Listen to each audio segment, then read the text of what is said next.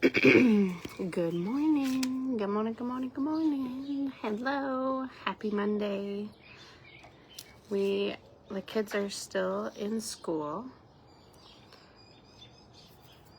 It is a busy week still. It's a busy week still. Just gonna give it a second. Let's see. Look at this cool looking cactus. I want to rip the top off. Oh, look, the birds are gonna join us. I think it's gonna be a very warm day. I want to get. So I did already pull our Monday, like our weekly message.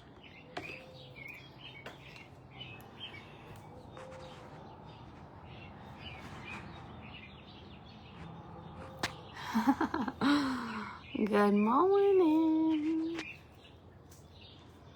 Last night's full moon was so pretty. So pretty. Definitely crazy. Moved a lot of energy for a lot of people. I planted my pumpkin patch, which pumpkins are all about mystery and connecting with spiritual energy, and they're just fun. I can hear them throwing food. So and of course I like spiritual numbers, and 777, 444, and 888 are numbers that we're gonna see a lot this month. If you didn't get the newsletter, you could definitely message me your email, because I did send out the newsletter last night. I think around 6. So maybe check your spam folders, or let me know if you didn't get it and you resend your email. Maybe I have your email wrong. What else was I thinking? Moved a lot of energy for a lot of people. Anyways, my pumpkin patch. I planted 7 rows with 7 pumpkins in each row. They're from seeds, so it's gonna take forever. And then 7 people showed up to the Reiki sound bath. So I got to work on 7 different individuals, and it was amazing. I feel like a lot of energy was released. And then when I got done, I went inside and talked to my husband, and we both decided we think he has another kidney stone. And I told him I wanted to go in before it was 2 a.m. because he'll go to sleep, and then this will be his second time having a kidney stone. So it moved a lot of energy for him too, I guess, because it broke that loose. So he's homesick. And the kids are both at school. It is going to be an interesting week because they're finishing up all of their school stuff. So I think Wednesday and Thursday's both of their last days. And Wednesday, there's a field day for one of the kids. And then Thursday, there's a field day for the other kid. Then we have a private sound bath on Saturday. So if you didn't know, Crystal does schedule private sound baths where you can get energy work. You can book to have me do energy work at the private sound bath. You can book to have Danielle do energy work at the sound bath. You can pretty much book any of the sound baths that you've seen that we've had publicly, privately, if you wanted to reserve for your family. So you just have to message us and schedule with us. So we have one of those. And then Saturday, we have a public sound bath, and Crystal, I'm going to be playing the sound bowls, and maybe I'll throw some Tibetan bowls in there. We'll see. I think when you're outside though, it's kind of so loud sometimes and those Tibetan bowls are kind of quieter. Those might do better in the morning. I mean, in the room. I was looking at the birds. So we have that on Saturday if you're wanting to get in for a sound bath. If you like tuning forks, there may be tuning forks at the sound bath with a guided meditation. Or if you just want to come and chill at the sound bath, just bring your blankets, your pillows, and lay in the grass. It's very pretty. We had a lot of birds dive bombing us at the sound bath, and I don't mean like they were actually, but like one came really close to my head while I was working on somebody. But I did see hummingbirds at the sound bath. There was lots of robins and the little sparrows or finches, and then there was doves doing weird things. I don't know what they were doing. And then there was a robin taking a bath in the bird bath, which was really cool. But that is what we have then. And then Sunday, we have the inner child work classes. Crystal's just going to live at my house. You might as well just stay the night. Friday, Saturday, Sunday, because you have to come every day. Sunday's the inner child work class. If you guys are interested in that, it is a very powerful session. We do have one person reserved. There's 9 other spots. And we start out with talking about inner child work. I have a whole PowerPoint. We do a lot of exercises together. We really get into connecting with our inner child, and then I will channel a message from your inner child and give you a song from your inner child. And then Crystal does play the sound bowls, and I do a little bit of Reiki to help in releasing some of that trauma from inner child work. So if you are local and you're not going and you have inner child problems, come. It's not scary. It's something that we need to work on in the month of June. I think we did this last June too, so this will be our second time doing this class. I love the birds here. They are so cute. Except for you, because you're throwing food, and that's rude. Do you not like what I put in there? Hey, that's rude. If you don't like it, go find a different bird feeder. When I was planting the pumpkin seeds, one of them came over and sat on the fence and was like yelling at me to go fill it up. And I was like, you can wait. I'm going to finish planting these seeds. You can wait. You can wait. Crazy lady talking to the birds. And then like would not shut up, and it was driving me crazy. I was like, you know what? You could go be like every other bird and go pick at the grass and find yourself something in there. And then he got offended and left. So it's probably that one that's now throwing the seed. Rude. Okay, so that's what we have. Private sound bath Friday. Saturday, tuning fork, guided meditation, sound bath.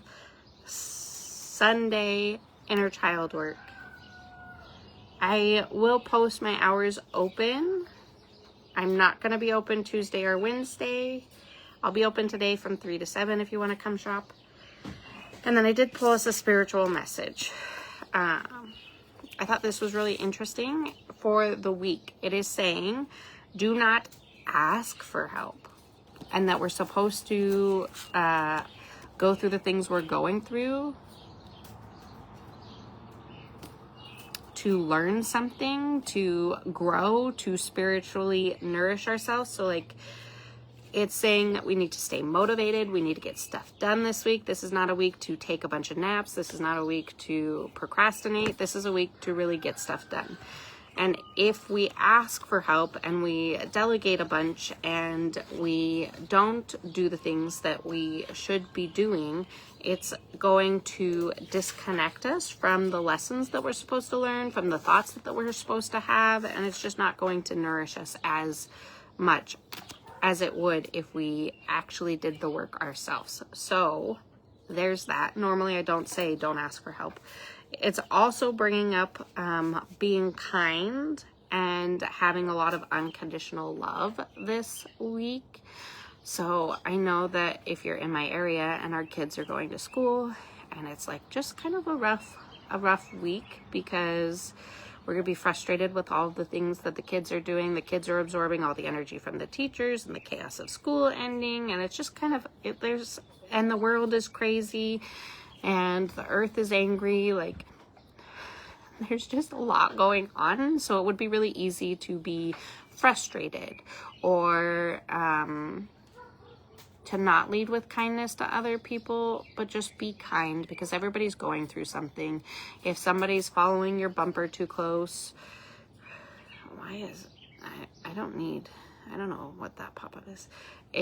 If somebody is rude to you at the school, if somebody is rude to you at the doctor's office, like whatever it may be, trying really hard to gain that higher perspective and to lead with kindness, because everybody's going through a lot right now. As well as being kind to yourself and doing the healing that you need and the things that you need. So showing unconditional love to yourself and to those people around you, and not being so quick to judge or to snap back, because there's just a lot of people going through a lot of things, and a lot of things that you don't even understand. There's also an emphasis on acknowledging the unique parts of yourself and loving those parts of yourself.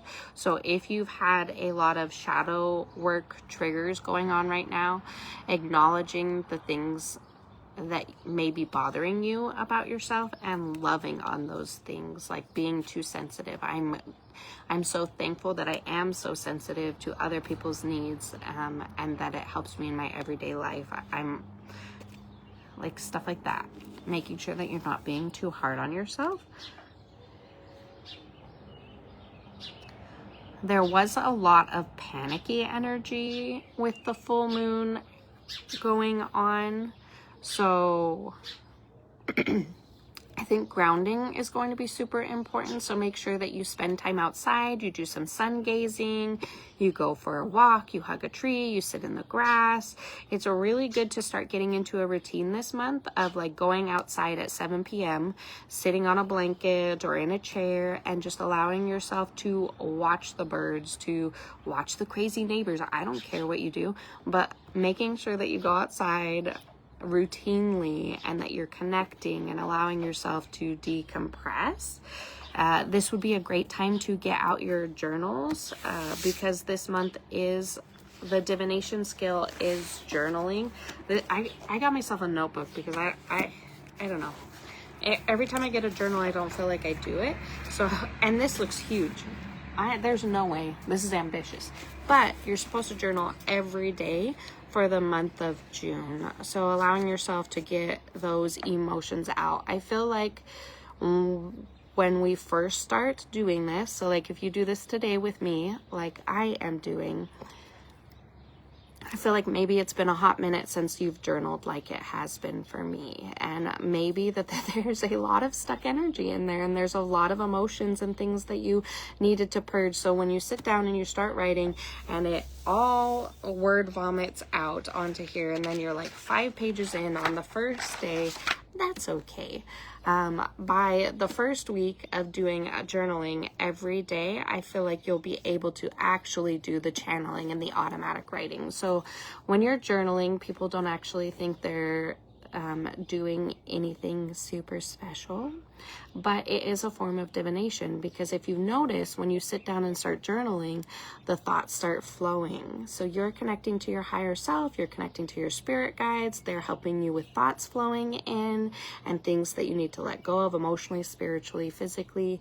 And so that is a way to learn to connect to your intuition. I don't know if you guys are putting any comments, but comments are not there, so I can see you guys there, so good morning. So start journaling every day this month, and by the end of the month, I think that you'll notice a huge difference in how you can connect to your intuition, your spirit guides, and how you can write out things. And then maybe you can start adding more prompts in there that will help with your healing journey or help give you answers to the questions that you have. Maybe you could write something like, should I go take this class? And then you can sit with that energy for a little bit. Maybe you doodle on the paper. Doodling is a form of automatic writing too. Sometimes you can get sigils or sacred geometry to come through your head. So don't make yourself not doodle on the paper. If you feel like doodling while you're thinking, and then maybe the thought comes in, yes, you should take that class. That class is going to be super helpful. Or no, that class, you're not ready to take that class right now, or that class isn't going to be helpful or whatnot. But I don't know. Just, there's a lot of abundance to be had in the month of June, but there's also a sacrifice in how you need to be actually working on your healing. So if you're doing the journaling, if you're putting in the work to actually work on yourself and your healing, I feel like the abundance is going to flow so heavily this month that you're going to be super busy, super happy, and super blessed. But I feel like there's some people that may feel like this month is stagnant. And if you're feeling like this month is stagnant when you're in it, recognize, like, where is my effort not going? Where am I not doing the things that I should be doing? And maybe switch things up and do them differently and see if that abundance will come in. I just spit all my paper. Okay. If you guys missed it, this week's spiritual message is about not asking for help, because there's thoughts and things that needs to come in through whatever it is that you're doing this week. So if you get a ton of help, or if people are giving you a ton of advice, maybe you won't come to the same conclusions that you would if you actually trusted your intuition and trusted yourself and got the stuff done. So you're supposed to be motivated, get off your butt, and do the things so that you can be spiritually nourished, so that there can be growth. And then it's also talking about accepting all parts of you unconditionally, making sure that you love the shadow part of yourself, and that we need to be really kind, not only to ourselves, but to other people, because everybody is going through hard things. Everybody's picking up on hard emotions, and they need to feel loved. And again, that's also an offering. When you're kind to somebody who may be having a bad day, or you're showing growth and healing, and then the abundance can come in. So like doing the journaling, that's a form of an offering that allows the blessings to come in.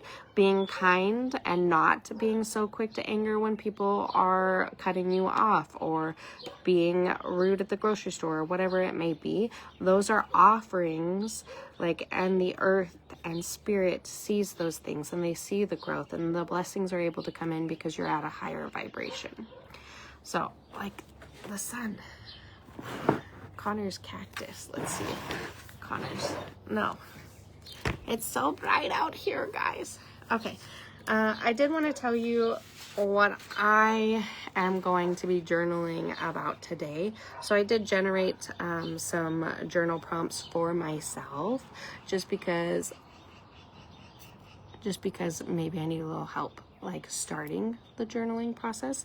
But this is what came up for me. It says, what story do I tell myself about my life? When you think about your life, what words immediately come up? Survivor, fighter, abandoned, misunderstood, strong, independent, responsible, resilient, healer. Take a moment to write down the words that feel most true. So taking a moment to, what is the story of my life? What is that? And journaling about that. And then it says to ask yourself, if someone read the story that I tell about my life, what would they think the biggest wound is? Would they think it was abandonment, never chosen, forced to do everything alone, responsibility? What, if somebody else was reading your story, what would they see? So that's kind of cool. So first you're writing what you feel your story is about, and then you're writing what somebody who is reading it would think. And now challenge the story after that. What evidence supports this story? What experience made me believe it? Then ask, what evidence exists that challenges this story? Who stayed with when others left? Who supported me when they didn't have to? And who chose to love me? Sometimes our minds become so focused on the people who walked away that we forget to acknowledge the people who remained. So this is going to be a beautiful way to see, like, my life's been really hard, so I'll write about that. And then thinking about what somebody would think about my life, and then realizing that there are beautiful and amazing people in my life now that have made a difference. So maybe my life is redemption, or maybe it's I don't know, breaking cycles. My life is very interesting.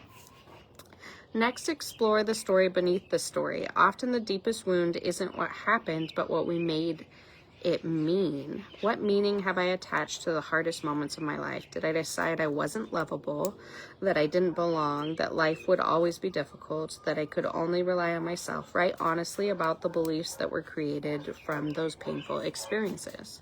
Finally, consider this. What if my life story was told through the lens of resilience instead of loss? What if the story wasn't about abandonment, but about how I learned to build family from love rather than obligation? What if it wasn't about how difficult my childhood was, but about how I became the safe person I never had? Whoa. What if it wasn't about hardship, but about how I continued growing despite it? So that's gonna be interesting. So I don't know if I do have some Reikis this morning, so I might start journaling on this, and then I might finish at 7, because I feel like if I come out at 7, I don't know, I just keep coming back to 7. The kids are getting ready for bed. Like, I've already done bath time. They've had their little magnesium gummies. They're like really chilling, and then I just come sit out here for an hour and journal. I think that would be a good routine. And then I also looked up, I thought I saw something. I also looked up what a cracked robin egg means, because I found like a robin egg shell this morning on the way to dropping Cutler off, and it says new beginnings, hope, growth after a difficult season, nurturing, and family. A cracked egg can symbolize something that can no longer remain as it was. Eggs represent potential, birth, and new life. When cracked, they often symbolize emergence, transformation, or the end of a cycle. I did feel a lot of transformation energy at the sound bath, so that makes sense. Given the theme you've been working through this month, boundaries, releasing old wounds, returning to yourself, I could see this helping reflect on what part of me is ready to break open so something new can emerge. Interesting. Oh, I love him. Where is he building in this? Because he has so, like, he always has sticks in his mouth. I don't know where he's building it. And then I had Tow Mater was honking in the closet. Listen, it was creepy, but it's fine.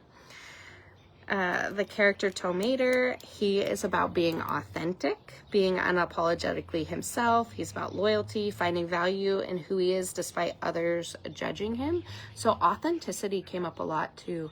And I think I have like 1, 2, 3 Reikis today, and I feel like all 3 of them, it's about being authentic and really finding themselves.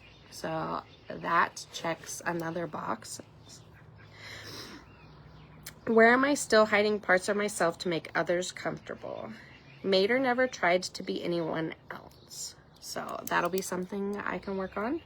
And then the whale shark, I was seeing the whale shark in my third eye this morning. So that often symbolizes gentle strength, trusting the flow, ancient wisdom, moving through emotions calmly, and knowing you don't have to force things.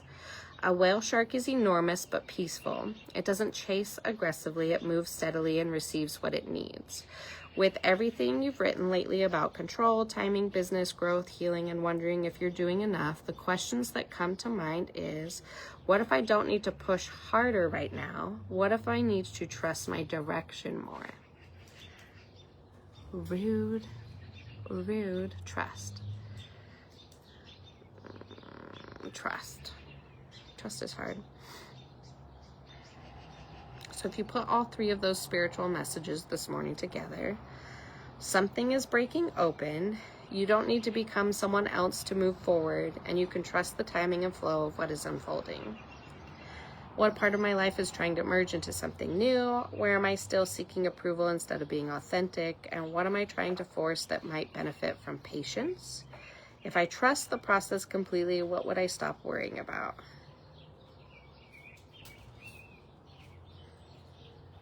Surrendering, control, and release. That's a lot about this month, is surrendering and releasing. Not allowing yourself to panic. Very interesting. So yeah, spend time journaling this month.